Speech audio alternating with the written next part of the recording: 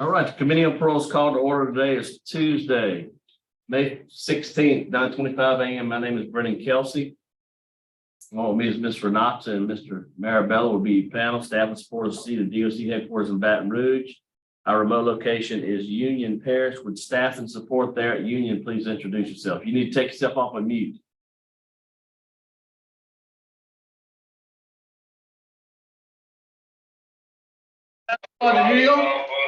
Okay, go ahead.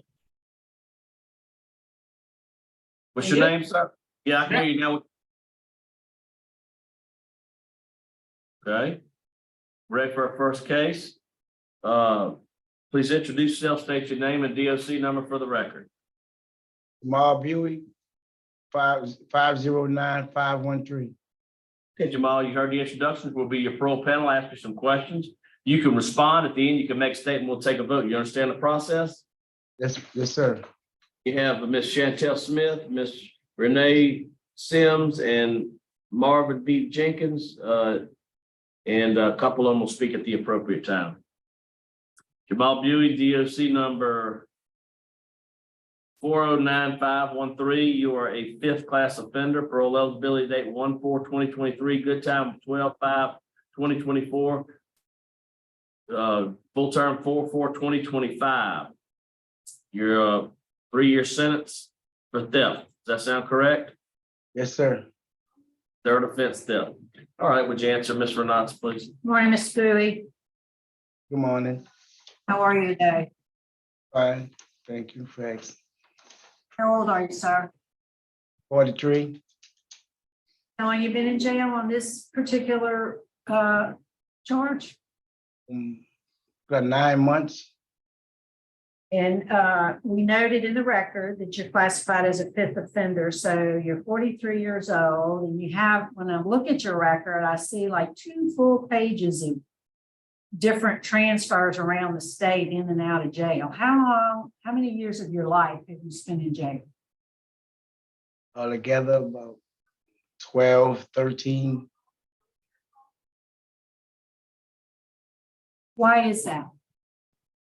Because young, I was I got into drugs early, and the addiction did spiral. It was mostly due to my addiction. Yeah, so how old were you when you first started using drugs? Like 13, 14. What did you start? What was the drug you started with? Alcohol, And then you moved on to what? heroin. And so I guess you're telling me that all these arrests and convictions were alcohol related or drug related. Yes, And yes. so what have you done to address your addiction? Well, before I got took my time, I went to a recovery facility in Bogalusa, and because I had to turn myself in, so before I turned myself in, I went to recovery addiction program, and I turned myself in, and I came here, and I went to the pre-release program, and they taught me a lot, and just been reading up, and then my family, and just being sick and tired and not want to just do the same thing again. So Yeah, I see somewhere I see you say, I'm just done with drugs. So tell us about what the Bogalusa program was like. How long of a program was that? well, all I could still that was for 30 days before I turned myself in. So it was real helpful. So it was a 30-day program? Yes, ma'am. Have children? Yes, ma'am. Four kids? Yes, ma'am. I have 5. I have 5. Okay. How many mothers? 2. How old are the kids? My oldest son is 24. Well, my stepdaughter, she's 23. I don't call her stepdaughter, but she's my daughter, 23. My son is 18. I have a son 17, and a daughter just made 16.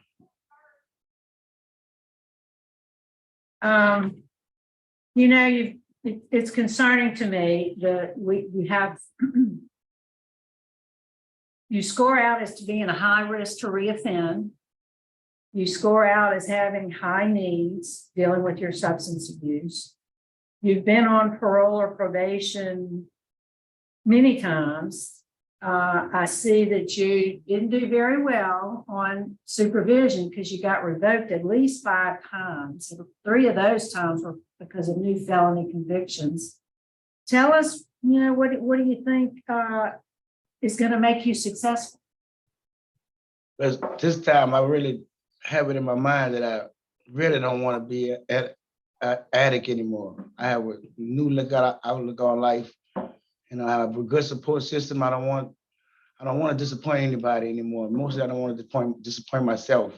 I'm getting older and my children are getting older. They're teenagers and they're seeing things that I went through. And I want to be there for them to show them the right way to not to go down the road that I went down.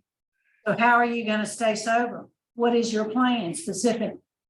My plans on when I ever do get out, get up with my parole officer, because I really don't know exactly where to go. Get my parole officer, get a good meeting, get a good somewhere to go. I can, continue my recovery.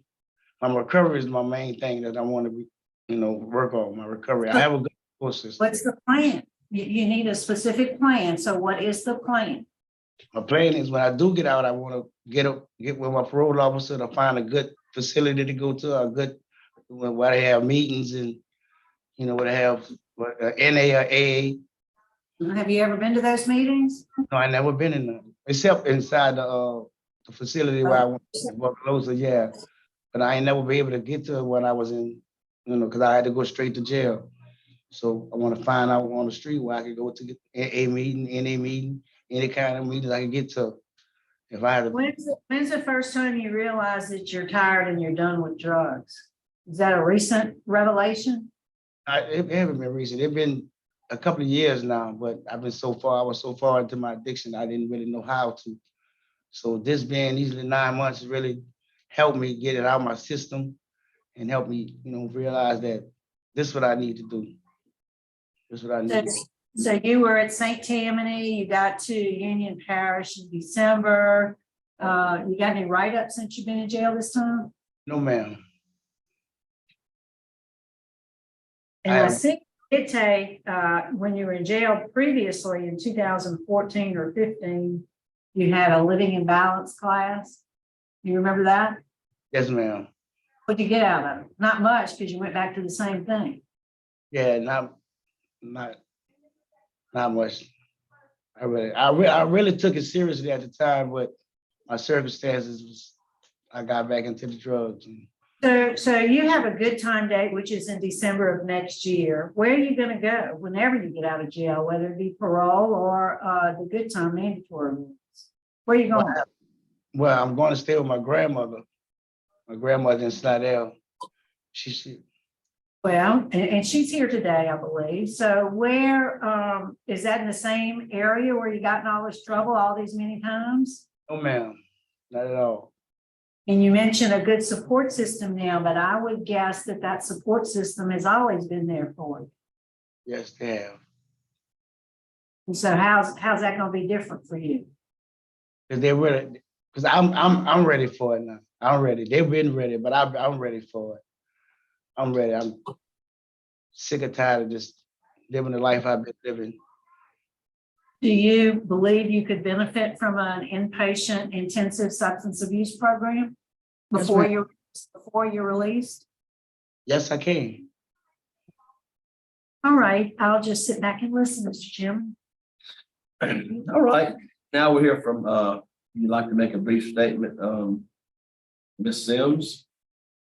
Oh, thank you for giving me that You can stand up at that podium and make a quick statement. Look, you can walk up there and stand at that podium and make a quick statement. She's gonna show you exactly where to go. There you go. You get to speak at the big podium. Yes, ma'am, that's perfect. Go ahead and make your brief statement. I'm 82 years old, I'm still drive, and I'm independent.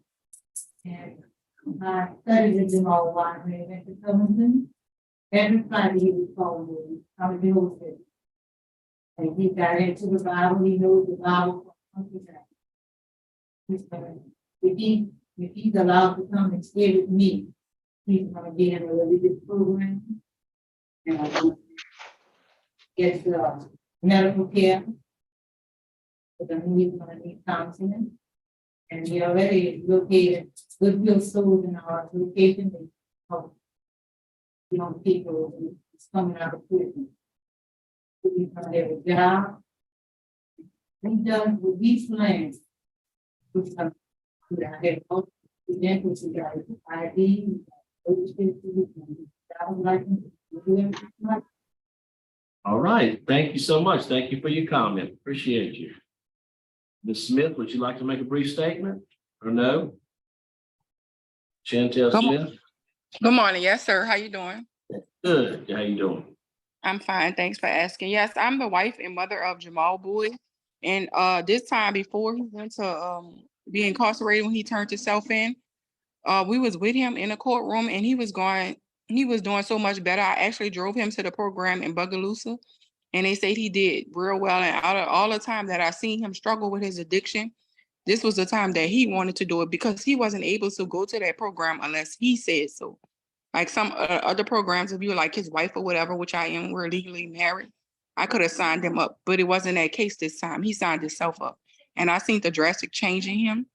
And I'm his wife. I'm a triple amputee with 2 prosthetic legs in one hand. And he does help me out so much. So I really think that he's really willing and ready to be home and be a productive citizen. And he has gotten past whatever was hindering him from his drug addiction with the counseling. In there, they spoke so very highly of him. So in my own personal opinion, I think it's time. And I think with age, you see things in a different perspective. So I think he'll do well. And he really, really do know that Bible. And his grandmother has been in that religion for a while. All right. Thank you so much. Thank you for your You're welcome. comment. Thank you, Right, sir. Jamal, would you like to make a statement on your behalf? I just want to thank y'all for just considering me for the being making parole and thank God for letting me be here. So thank y'all. All right, sounds fair to vote. Ms. Renata? Mr. Jamal, your record is terrible. You know how lucky you are to have your grandmother here for you today? Yes, ma'am. A Yes, ma'am. blessing. Look, I think you need some help. Our risk assessment indicates that you need some help. You have a good time date. You're getting out anyway in December of next year. I'd like to see that you get the help before you leave. My vote would be to grant your parole conditionally, which means that you must complete the long-term the intensive substance abuse program I mentioned. You got to finish that prior to release. I'd like to see you go, once you're released, to the residence plan with your grandmother. You attend 3 AA meetings a week. Report to your PO weekly for the first 4 weeks. You said you didn't know where you were going to go. You need to develop a relationship with your PO because you hadn't done well on supervision. Follow whatever the aftercare plan is that they tell you. Once you finish the substance abuse program, they'll develop a plan for you. You're to follow that plan. That's my vote. Mr. Marabella? My vote is exactly the same for the same reasons. And I vote to grant your parole to Steve Hall's intensive substance abuse program. After you complete that, you'll follow up with the aftercare. You have NAAA 3 times a week. You report weekly to your parole officer for the first 4 weeks, and you have a curfew from 9 p to 6 a. You understand stipulations? I didn't understand this, to where? Steve Hall Intensive Substance Abuse Program. That's a drug rehab program to get you the help you need. That way when you get out, you don't come back. You don't. Okay. After completing that, you have to follow all those stipulations. You understand that? Okay. So when would I start the program? As soon as possible. As soon as they can get you out of there and send you home. All right? 3 votes to grant. Your parole's been granted. Good luck to you. Okay, thank you. Thank you. 940 Union Parish. Thank you.